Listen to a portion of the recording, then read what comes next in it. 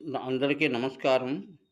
కాలము, పంచాంగము అనేటువంటి శీర్షికలో 29వ తారీఖు, ఆరో నెల, జ 25వ సంవత్సరం, జ్యేష్ఠ మాసం, ఆదివారం యొక్క పంచాంగాన్ని చెప్తున్నాము. చవితి పగలు 11:50 దాకా ఉంది. తదుపరి పంచమి. ఆశ్లేష నక్షత్రం ఉదయం 9:36 దాకా ఉంది. తదుపరి మఖా నక్షత్రం వస్తుంది. వర్జం రాత్రి 9:56 లగైతే 11:30 దాకా ఉంది. దిన సంఖ్య ఈ 8 వస్తోంది. కాబట్టి ఇది శనికి సంబంధించింది కాబట్టి ఆదివారం అయినప్పుడు కూడా విచ్చలవిడిగా ప్రవర్తించకూడదు. తర్వాత తర్వాత క్రమశిక్షణతో వ్యవహరిస్తే పనులు సుఖవంతంగా నెరవేరుతాయి.